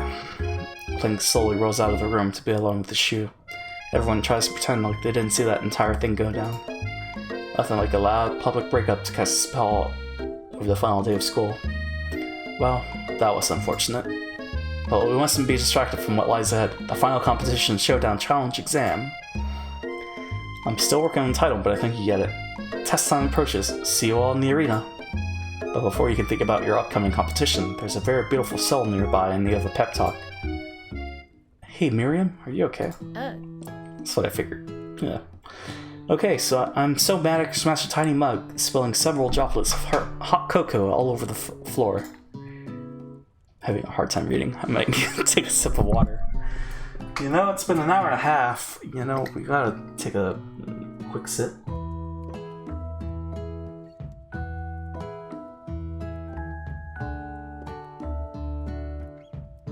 Alright. And now we're good. How could he embarrass me in class like that, in front of everyone? Her tiny cocoa is a delicious treasure, so you know that this breakup is no joke, even if the source of her frustration is such a silly boy. I know that you know this, but I'm gonna say it out loud. You don't need anyone. Me and you, we're gonna cruise through this final test and hit the carpool lane to Success City. Miriam brightens up, imagining the wind rushing through her short bangs, but she hesitates to embrace the feeling all the way. You're not gonna set up on Colonel Sanders' stallion right off into the sunset without me? Well, of course not. Well, maybe sorta. Wow. We're such a jerk. But I'm sure there's a pony out there with your name on it, and a branch big enough for both of us and whoever else we want to bring along. If it's not Pop or Clank or anyone else you meet today, tomorrow, or this whole year, so what? You're a special person who wouldn't settle for the first someone to show a little interest anyhow. Miriam gives you a big hug and wipes the tears from her cheeks. I should really review my menu for today. I'm gonna make a very special soup. And I bet that Professor Dog is gonna love it up. While you were pep talking Miriam, you completely missed lunch. That's okay, because you got a better idea of how to spend that time before your exam. You decide to head to the arena early to practice the dish. This is it, the location of your final challenge. A test of will, a test of courage, a test of talent. And a chance to beat the pants off of Van, the supposed man-man, and his evil counterpart, Ashley. As planned, you begin to run through a quick test of a recipe you've been working on, JP's famous chicken pot pie. After practicing for months, making this dish comes second nature to you, and you're able to quickly get a fresh pot pie in the oven. But as soon as you do, your cram session is interrupted by Colonel Sanders. JP, what are you doing here? There's still time before the final exam. Oh, just taking it all in. I'm big into visualizing success. I'm looking at my station and picturing victory. The pot pie has begun to bake, and the smell is slowly filling the space around you. Visualizing, huh? That's too bad. I was hoping you were here cooking something delicious. You'd usually happily share your food with anyone who was hungry, but the last time you let Colonel Sanders get in your head, it cost you a cook-off. You decided it's time to put your cooking above your romantic desires, but that decision gets hard to stick to when the oven timer goes off behind you. Let's fess up. Okay, you got me. I'm doing a little bit more than visualizing. I know. My nose can smell pot pie from 400 yards. Alright. Okay, Colonel. That's an oddly specific distance, but you'd expect nothing less from such an oddly specific man. You know his pot pie just from the smell? Not just pot pie, but a chicken pot pie, with an all-butter crust. And my nose is telling me something else.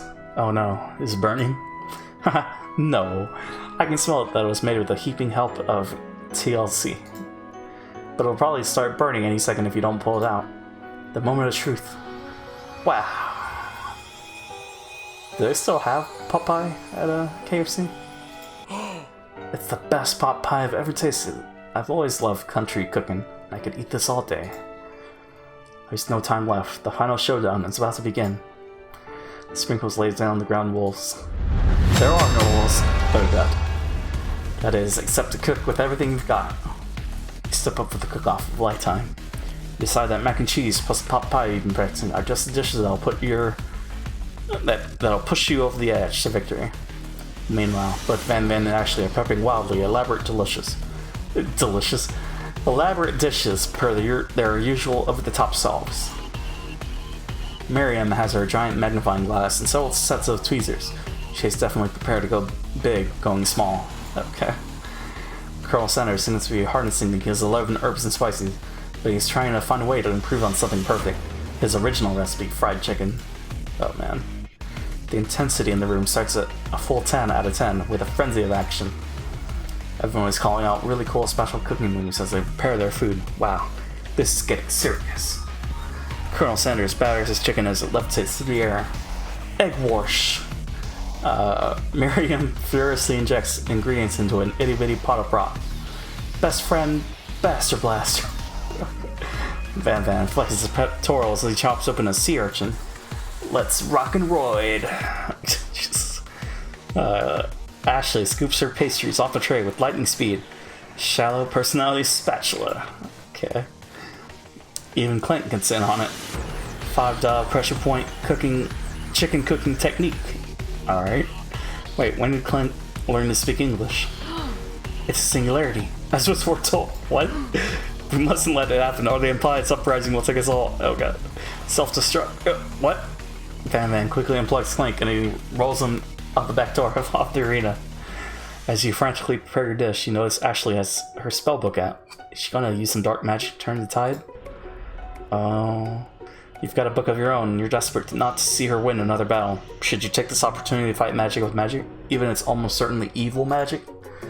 Let's do it the hard way. Who needs magic when you've got passion? I'm gonna do it the hard way. Colonel Sanders sees that you've chosen to win on your own terms and gives you a subtle wink from across the room. I believe you, JP. Miriam notices too. And I've always believed in you, JP. Since we're little kids, because I'm your best friend forever. Your turn to notice that Miriam is at your station, cheering for you. Miriam, what about your dish? If you're here cheering, who is cooking? Tiny food, short cook time. I'm actually already done, so I thought it'd help you. Wow. Oh, that's sweet, but... Miriam tosses a handful of spices directly into your boiling noodles. It's the secret ingredient. However, she doesn't know that you lied, and the secret... Damn.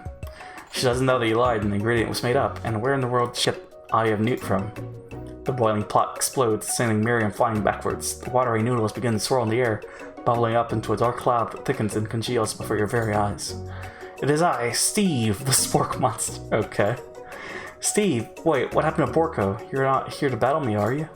We spork monsters are many. I think Borko had a day off, but you have conjured Steve, and I hate to battle, so I'd say you're doing pretty alright. Okay. Oh hey, you're in the middle of a cooking competition. I love this stuff, it's better than TV. You crazy kids and your culinary skills really impress me. Mind if I hang out? I mean, it's not up to me to decide, right? I'm sorry, Steve, but I'm kind of in the middle of something. Do you mind? Steve, the spork monster, noticed that you've gotten the grimoire stashed beneath your cooking station. I see what you're up to. Crisscross some magical items and accidentally summoned me, huh? Yeah, you guessed it, sorta. If you're here, would you mind tossing some fresh noodles in a pot of salted water? I'd love to. I always wanted to be top chef, actually. You know, when I was just a little spork pup back in the old country. What? Oh, right, 'cause it's a dog, supposedly. You can feel a spork monster winding up to tell a very long, involved story. You don't know exactly where they came from, but it seems like it was probably lonely there. Actually, you know what? Maybe you should watch out from the stand. Maybe you should watch from the stands. I really need to focus on this competition. I understand. It's kind of like that time in monster school that I had fallen asleep during scare tactics class when I woke up. And when I woke up, you toss a serious stare at Steve as he takes the hint. And he takes the hint. I don't know. I can't read. Never mind. I'll tell you later. Good luck. Having suffered this huge setback, you don't know how you could ever win. just straight up give up. No. We summon power from within. I can do this. I have what it takes. I'm king here. I can't read. I don't know what's going on. I came here to win. Your hair turns mac and cheese orange as culinary energy flows through your body. We're going Super Saiyan. My heart is pure. My hands are steady. My taste buds have been preparing their entire lives for... Yes, JP, you are the chosen one. You will avenge me. But who are you? The power you've been summoning immediately fades back out. You interrupted my inspiring monologue. Oh, sorry. My heart is pure, my hands are steady, my taste buds have been preparing their entire lives for this moment. I will show the world my cookery. You begin to levitate off the ground. Energy courses through your body. Well, you know that with this power you can do anything except turn back time, which would be super useful, because while you're powering up, your chicken pot pie overcooked in the oven can't be served. Wow. But don't worry, dear JP. You may have suffered some setbacks, but all is not lost. Impressed with your own fortitude, Colonel Sanders decided that you have earned his support. I've been watching you today, and I must say I'm truly impressed. You've been thinking on your feet and rolling with the punches. He steps up to your station and stands right beside you. Wow. I'm here to help. Father's son Kamehameha incoming. All you've managed to make is mac and cheese, and time is almost up, so you're gonna need it. But Colonel Sanders, what about the test? What happened to you? What about the rules? Following the rules... There was no rules. Following the rules has never really been my thing. I follow my heart. What a guy. Wow. Colonel Sanders unfolds his delicate white tunnel to reveal the most delicious fried chicken tenders you've ever laid your eyes on. And besides, sometimes unexpected combinations can have surprising effects that surpass their individual efforts. Are you suggesting? If we combine forces, we can form the perfect food union. Time's up, students. Well, did we even get to? With time expired, it's the moment everyone has been waiting for. You must now prepare to present your dishes. A handful of students stand tall, but the class seems incomplete. It seems we're missing some students. Pop? Clink? From off screen, you hear a pure and innocent giggle that only comes from one student. I'm flying! Sounds like it's coming from that broom closet over there. Miriam, would you mind? Inside of the closet, you see Pop hanging on broom, hooked by the elastic of his underpants. Oh. Pop, get down from there right now. Let me guess, did Van Van have something to do with this? When someone asks for a wedgie, who might refuse? Wow. I thought a wedgie was a salad. That's a wedge salad. Looks like Pop is eliminated from the challenge, seeing how he didn't cook anything. Oh well. I can't feel my legs. May I be excused? Sure. You kids and your pranks. I must say it's not the worst prank in UCSAL history, but it's not exactly yearbook material. Wait a second. Pranks? Pranks? Clink? Where did that pressure cooker roll off to? You wait to hear a signature word, beep, or other onomatopoeia, but there's none. Somehow he got... What? Oh, that's weird. Somehow he must have gotten unplugged, I guess. That needs to be removed. We'll have to figure that out later. That leaves only 4 remaining students. Please collect your final projects. Yes, it has been a long semester. 3 days. Wow, 3 whole days long, exactly. But after days of hard work, the time has come for me to eat. Miriam, please step forward. Now describe your dish. I've made tender udon noodles and savory soup. Wow. Looks good. If it wasn't for the fact that it's tiny. My word, it's so delicate. Is that a teeny tiny narutamaki I spy afloat in this itsy bitsy bowl? Yes, chef. Please call me Sprinkles. Chef is my father's name. Yes, Sprinkles. And some green tea I made. And some green tea made from baby tea leaves that I picked myself. Sprinkles carefully sniffs around the dish before opening his mouth and letting just the tip of his pink dog tongue dip into the bowl. Sublime. Would anyone else like a taste? That's probably not sanitary. Oh, come on. I'm not one of those dogs who doesn't floss. I even have a really cute electric toothbrush for dogs. Fine, I'll enjoy it all by myself. And in a flash, the entire meal has been devoured. Not that it took much. It was less than a thimble's worth of soup. A+. Rarely do I taste a dish with as much love poured into it as yours. Miriam is overjoyed. She gives you a huge hug. Let me take another sip.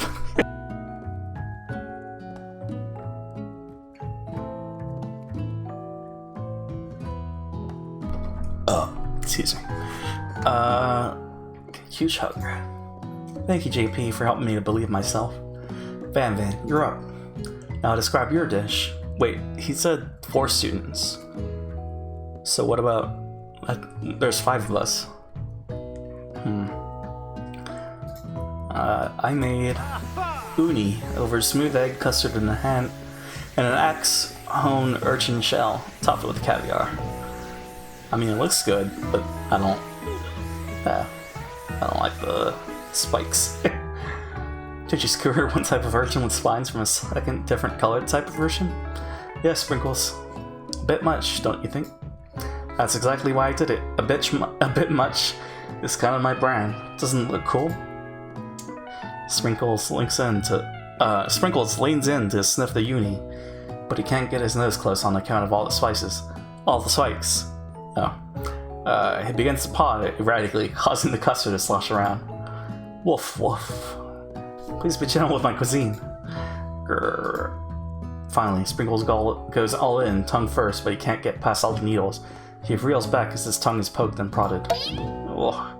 Ouch! My tongue! The professor appears to be having an allergic reaction to the sting. Oh. I can't eat this. It keeps poking my tongue. Disqualified. A stunning turn of events. Who would have thought that serving food in a bowl made of needles could make it difficult to eat? But how is he gonna taste the other dishes? Dejected, Van Van does not go gentle into the night. Disqualified? For glamour? Don't discount simplicity. This isn't the last you've heard of me. Before forcing us to endure his swollen tongue for another moment, Sprinkles graciously laps up a bowl of milk. I know. Yeah, I'm a dog and I drink milk. Get over it. Sometimes it helps calm my agitated tongue. Next student, Ashley, it's time to step up. Now describe your dish. I made orange blossom Turkish delight in a light rosewater syrup topped with French meringue, and connected by a sugar glass. Wow. Looks good. That actually doesn't sound too bad. Indeed, it's quite delightful. However, lastly, please refrain from eating it or attempting to taste it in any way. It's very fragile and meant to be a display piece. Wow. Don't eat the food at a cooking school? Exactly, that's crazy. There's another trailer for Breaking Bad. There's the Breaking Bad movie. I'll have to watch this after this. Or watch that after this. That's what I meant. Got toast in your ears or something, JP? I told you, it's a display piece.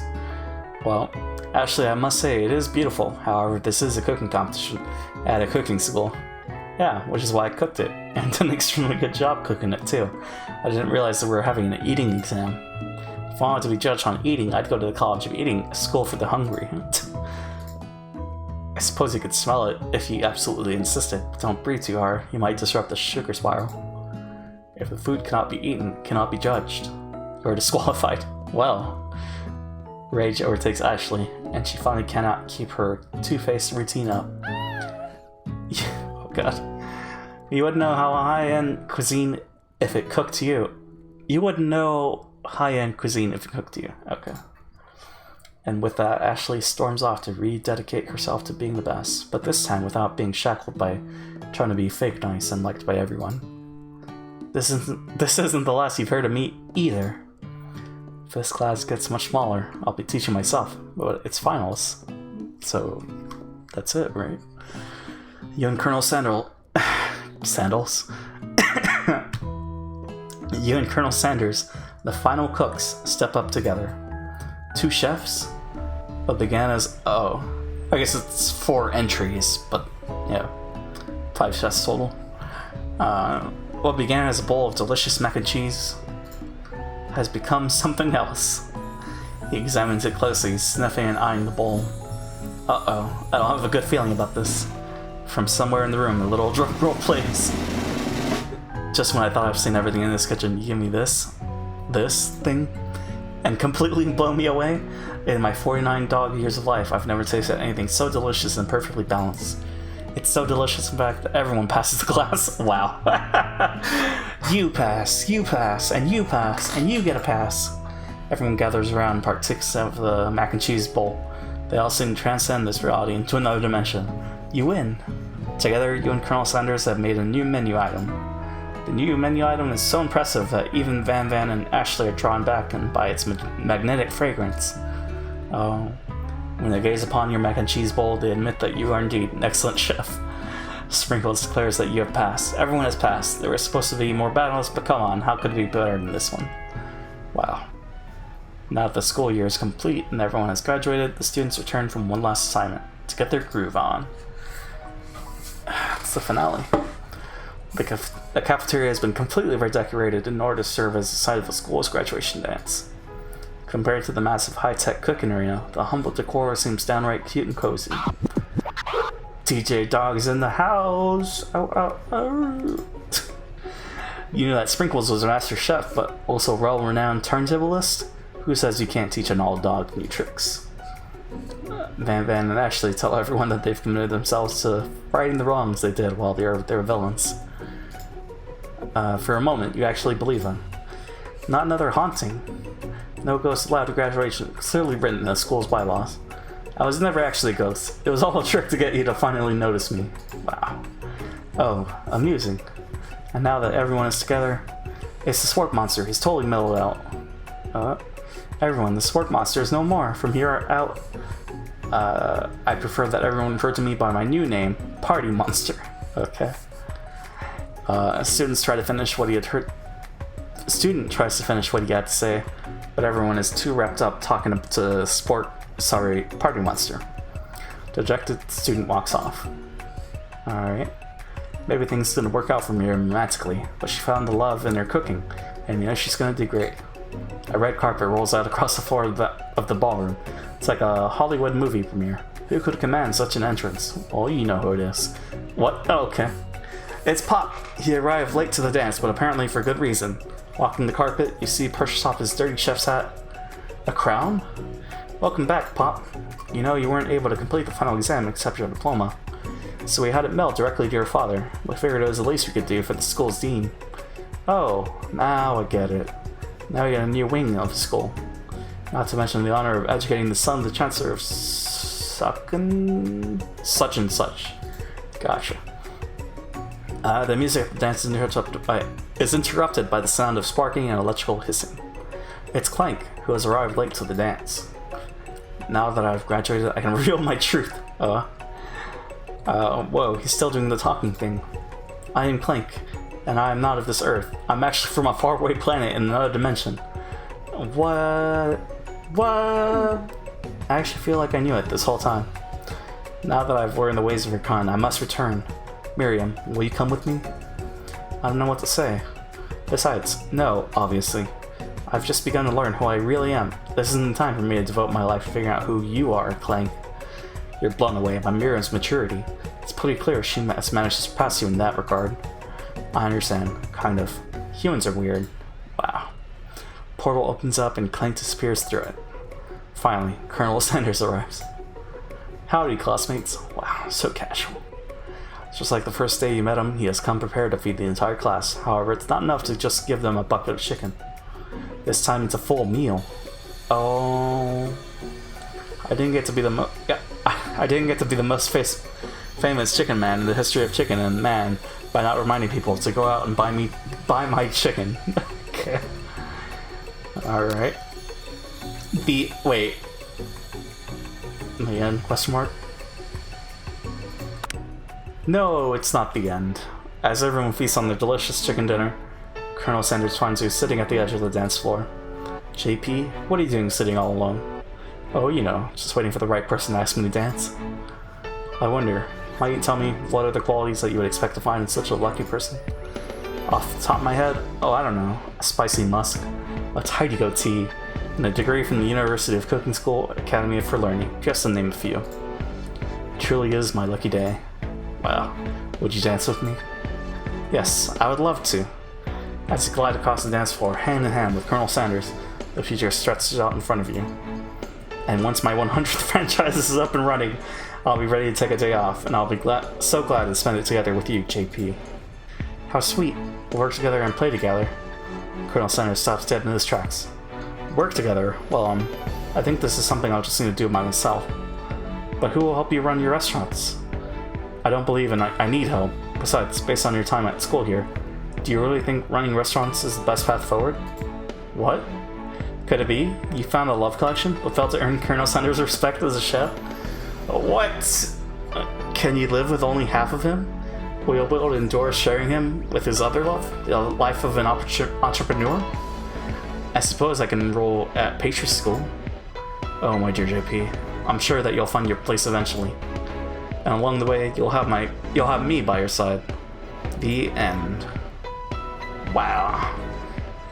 We failed!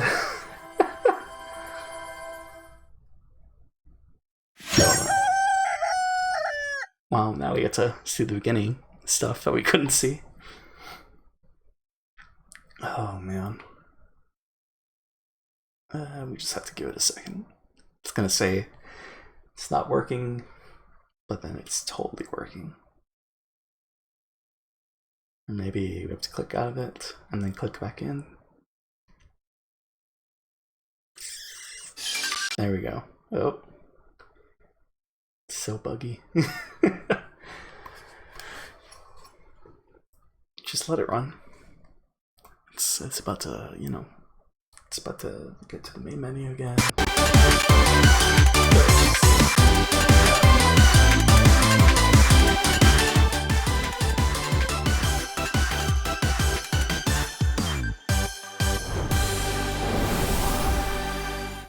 That is super loud though. Sorry.